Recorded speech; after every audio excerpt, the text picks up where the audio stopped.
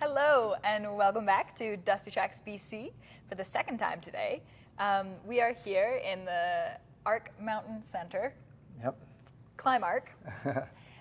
In the middle of Cranbrook, BC. And Gord McArthur, a two-time North American climbing champion and fourth in the world in terms of ice climbing, and part of the Canadian ice climbing team. Yep, that's right. I was trying to make sure I nailed every part of it. Has agreed to talk with us about ice climbing, his illustrious career, and then running the gym here.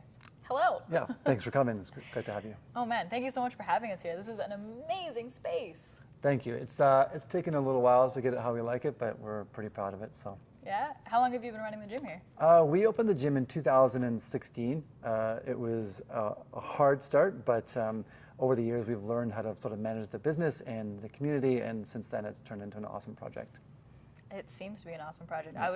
Because you drive up and you kind of expect shorter walls, but then you come through and it just drops like an amphitheater or something. It's so cool. Yeah, I always appreciate people's first impressions. The wow factor is always fun to see in their faces, so yeah. Lucky for me, you missed my embarrassing wow factor when I walked in, because I was like, it keeps going. It's very cool. Yeah, that's exciting though. It's exciting to see people's first time here. We did a lot of work to sort of offer that opportunity, so yeah, it's pretty exciting. I think you've nailed it. Oh, thanks. How many different programs and different people do you have coming through here? Oh man, there's a lot of things going on. We have things from like general after school sort of movement programs for all ages up to national team practices. Lots of great members come through. We have this awesome new Ladies Night program that's been very successful. So there's a lot of things going on all the time. That's awesome. And is there any like age specifications? Like, is it all ages come and climb It here? is all ages, from babies crawling to 80-year-olds. It's something for everybody for sure. That's amazing. And why open a gym?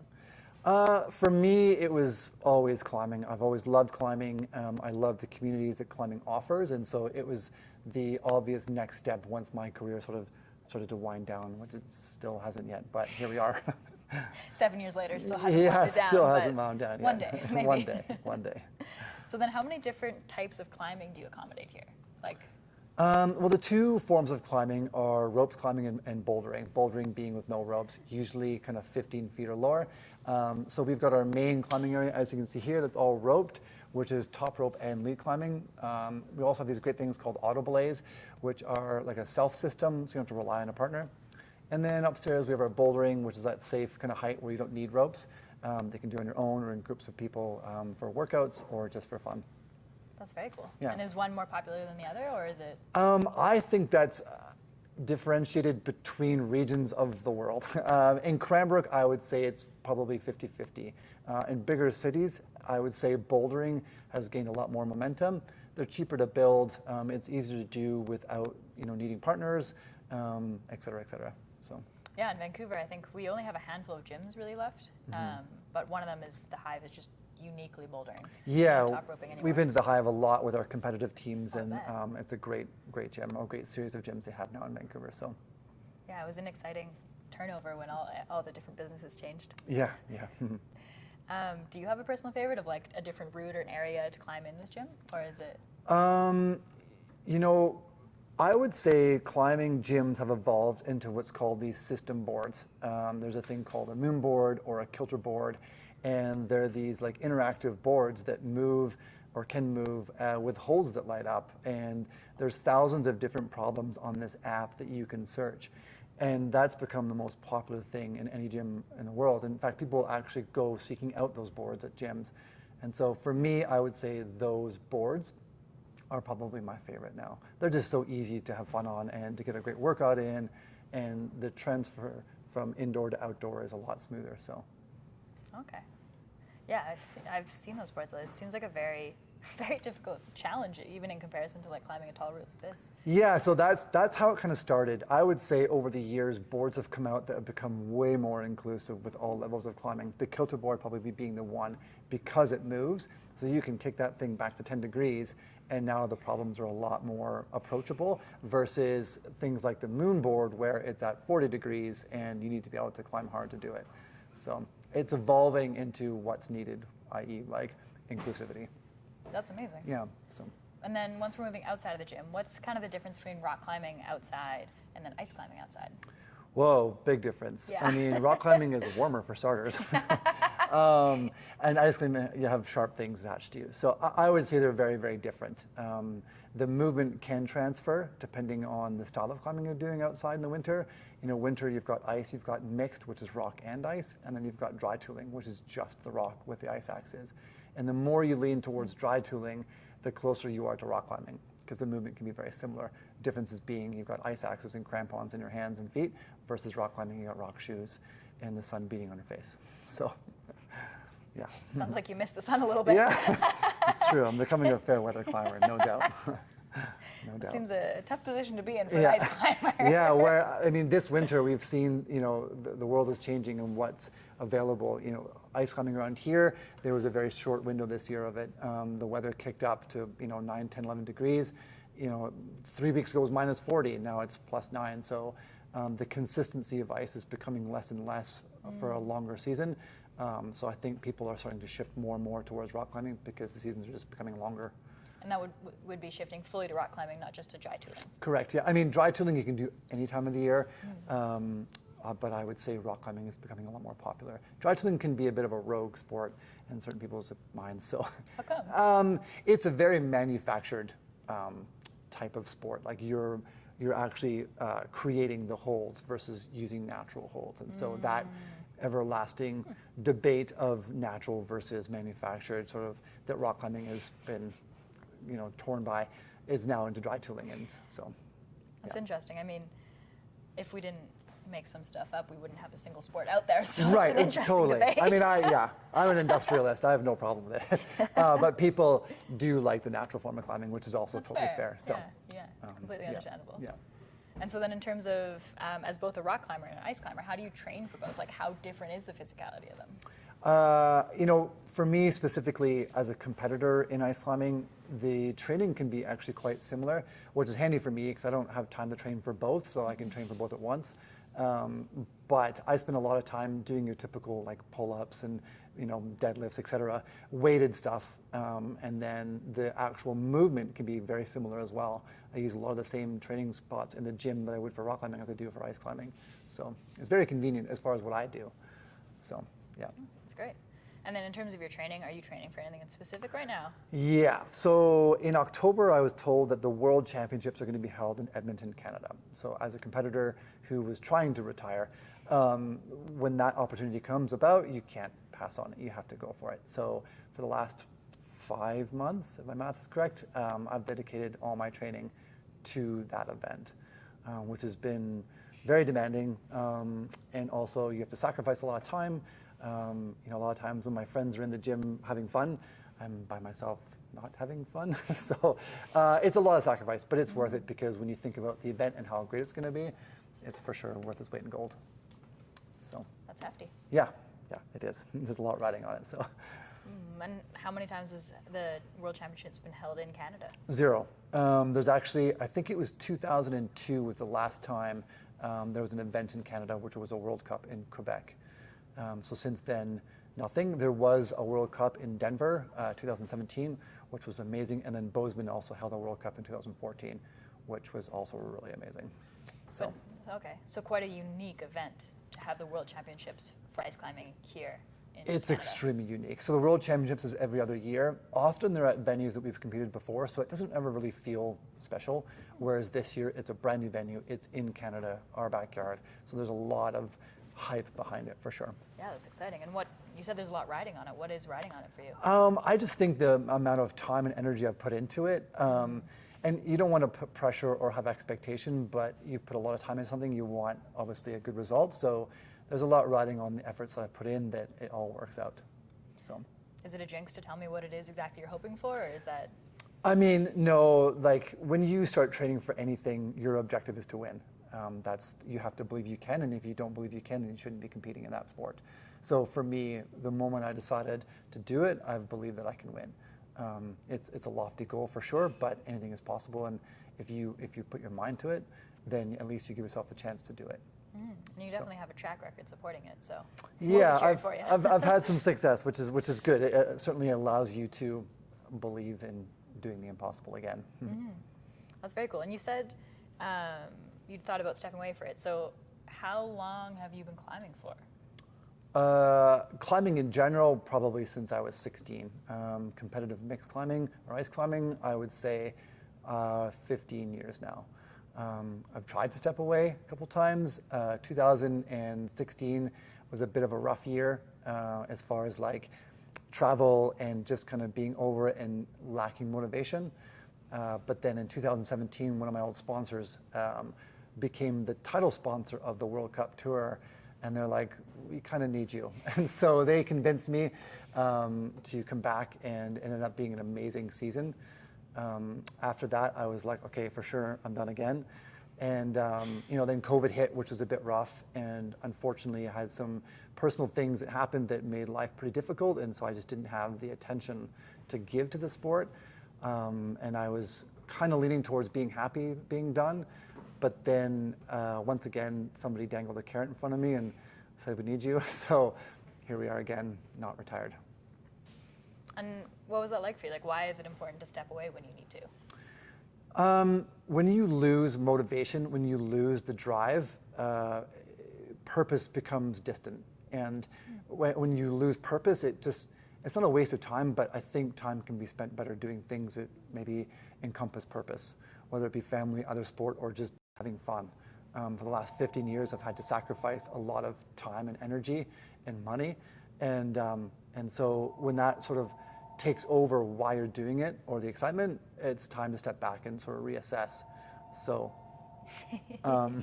Busy gym. yeah, going forward, I feel a spark again, and maybe that spark was always there, but it had to be sort of rekindled, and that's where we're at right now. So, and that's how I know that what I'm doing right now feels good, because I can feel that motivation and that purpose. That's amazing. Yeah. Tell me more about that balance. How do you balance? You run a business, you have a family, you're a professional ice climber. How do you balance it all?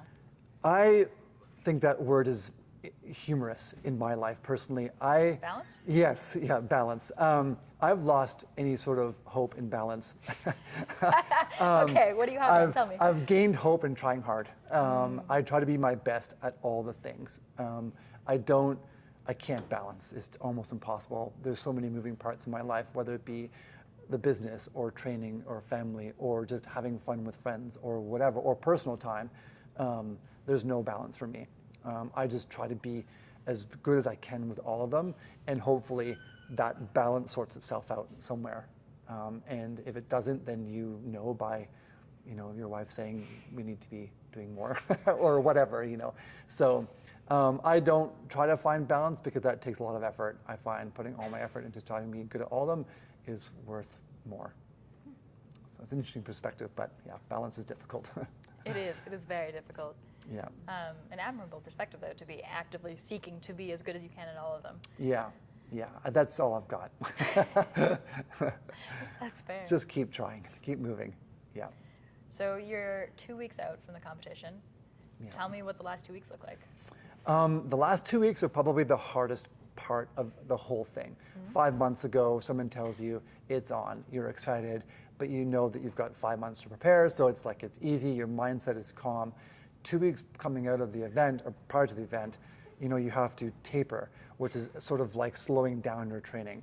At the same time, your brain is like, you want to go, go, go, go, go, and not stop, but like you have to rest your body. And ask any athlete or any sort of active pursuit of mountains, like you need to take time for yourself and rest and recover. And so these next 2 weeks are the hardest, because you have to sort of step back and just trust, the process that you've stepped into, and know that is what it is. You've done what you've done. You're going to be okay. But your mind is like, no, you need to keep going. And so I would say the 2 weeks make me most nervous. The drive to Edmonton is going to be not awful, but very intense, because then you're stepping into that ring again. When you get to Edmonton, it's like, oh crap, now it's real. When you see the structure, you're like, oh, double crap, now I have to do it. You've committed to it. So it's the hardest point for me, these next 2 weeks for sure.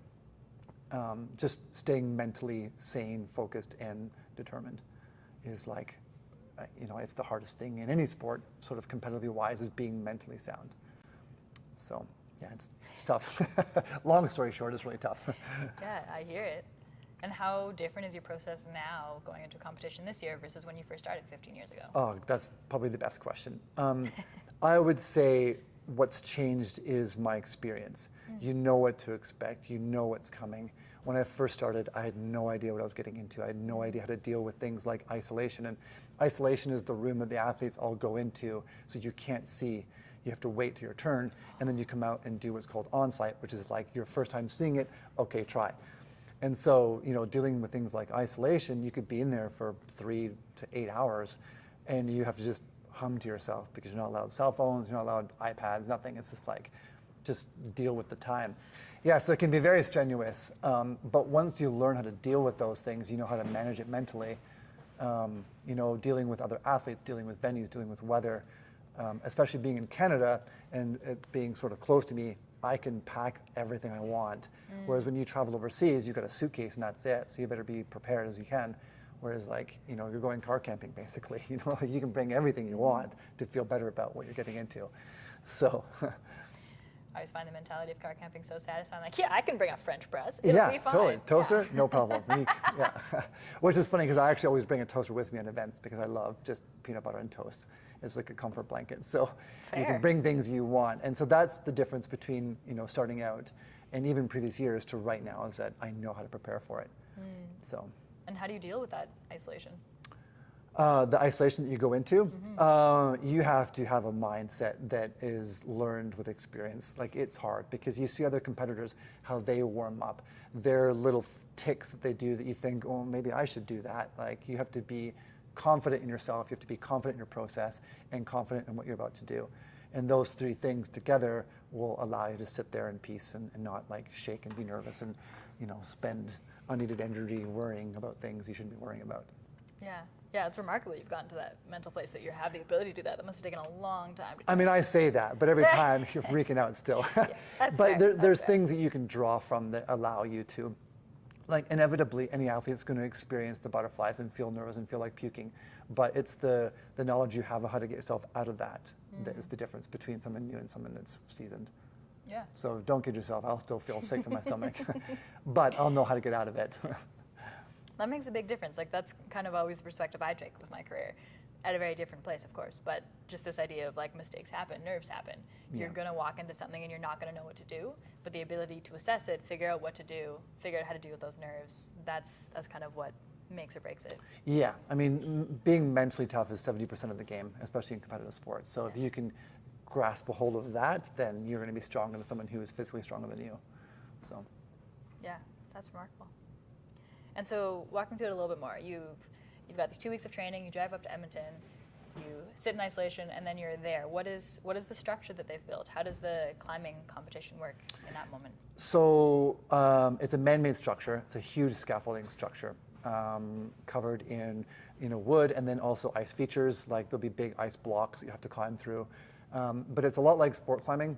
There's quick draws, there's rope, there's protection, so it's a very safe environment. The difference between this and sport climbing is that with your crampons, you're actually kicking into the wood, and those are your footholds. You don't have features to put your feet on. It's literally like you're driving your foot as hard as you can on that plywood, which is funny because sometimes your crampon can go through a soft part of the wood, and I've broken my toes, I think maybe 6 or 7 times. And you know right away when you break your toe. It's awful. So there's things that happen that are out of your control, but overall it's a very controlled environment. So it's actually the plywood you're grabbing onto, not the ice itself. Well, on the plywood, there's climbing holds that are bolted to it. The ice axes will grab a hold of. So on your ice axe, the actual pick will then sit on top of the hold. So oftentimes it can be a lot smaller holds, so it makes it very more technical and harder. Whereas like sometimes there's bigger holds that kind of give you that breather for a second to like, okay, I'm not going to fall off. So yeah. Okay, and how tall will it be? I think this structure is going to be about 80 feet tall. Wow. Yeah. So our gym here is about 40 feet at the highest point, so you could say double this height. Wow. So it's a long ways up. And is it about the fastest time? You're given a time limit. It's judged on how far you make it, but if 2 people finish the route, then it's based on your time. But you can also time out. So Like you're given 4 minutes to 8 minutes depending on the round. Like there's a qualifier, semifinal, and the final. In the final, it's usually 8 minutes because the route's a lot longer. So you can run out of time and not make it to the top. So generally, it's based on your height advantage, but sometimes it comes down to how fast you completed the route. Very cool. Thank So- you for walking us through that. Yeah. It's Sure. neat. It's neat to learn all the different pieces, and I think give people something to kind of understand and like fit into their mind. Yeah, it can feel very foreign when you're looking at it for the first time. So Yeah. Yeah. I was looking at pictures online of like kind of how it worked and like looking into the Edmonton a little bit, but I think having someone who's been there explain it really kind of Sure. introduces you into the world better. Sure. So tell me a bit more about who we're going to see climb today. Okay, so I have one of my staff, TJ Foley. He's been in this gym since he was tiny, I think 11 or so. We've coached him through the various levels of competition, sport climbing and bouldering. And so inevitably through that, he started working at the gym, and now he also coaches, but still is competing at a very high level. He has his own aspirations for going to World Cups and then Olympics. So he's a very seasoned climber and quite confident, which is always cool to see coming out of the gym. So yeah. And would that be race climbing or rock climbing? lead So climbing? in his two disciplines, that would be sport climbing, which is rope quick draws like you see behind us here, and then also bouldering. Okay. Yeah. Oh, very cool. Yeah. Not speed climbing though. No one likes speed climbing. Oh, all right. No one likes speed. I'm just I kidding. Stand corrected. Speed climbing is a very Some laps upstairs. Yeah, speed climbing is a very disciplined sport. When it was introduced to the Olympics in 2022 in Tokyo, they made it a combination of the three disciplines: leads, speed, and boulder. Wow. And that presented a bit of a problem because there were specialists in each, but not all three. Or there's a couple in all three, but it was very sort of lopsided as far as how it was judged. Since then, competitive climbing has sort of broken speed out onto its own thing. So now you've got specialists in speed, and then you've got specialists in lead and boulder. Okay. It's a very, very specific style of climbing that's actually in that, but and also ice as well. So, yeah. Wow. It's fascinating because like everyone knows what climbing is. Yeah. But there's so many different facets and pieces of it that Yeah, it's pretty intricate for sure, once you Yeah. get into it. Yeah. What's next for you after? I keep trying to say I'm done, but I was just in a meeting this morning doing a podcast actually with a group from competitive climbing. And every year the organizer's like, I got this great year plan next year. It's going to be awesome, which I've heard for 15 years in a row. But there's something about those words that are like, oh, maybe then. So I think right now, Edmonton, get through that, and then take a bit of a break, rock climb, enjoy climbing for fun, and then we'll have to see sort of what comes next. Very fair. Yeah. Is there anything else you want people to know about climbing that they don't usually? You know, I think one of the things I try to spread is what climbing does for you mentally. There's been a lot of research in recent years about how climbing can bring your mind back. It can settle it. It can create a lot of joy that other sports can't. And we've seen it more and more. I'm a living example of how that works. You know, I went through a bit of a rough patch in life, and climbing was one of the things that sort of kept me sound. And so I encourage everybody to do it. It's fun, it's easy, it can be easy, it's very communal, it's very social, and yeah. Well said. And yeah, it is so much fun. It is, yeah. I'm not a good climber, but my sister is big into like bouldering and some top roping.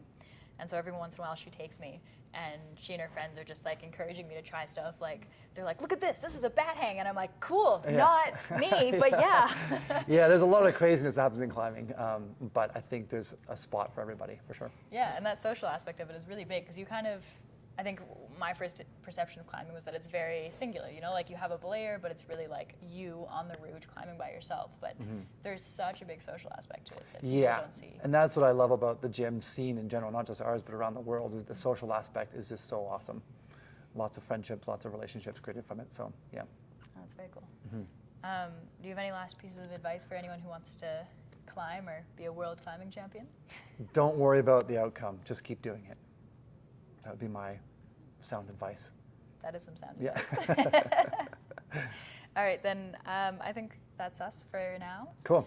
But if you'll join me waving and saying goodbye to people, then we'll go climb with TJ for a bit. Sounds great. Yeah. All right. Thanks for watching, everybody. Thanks, everybody.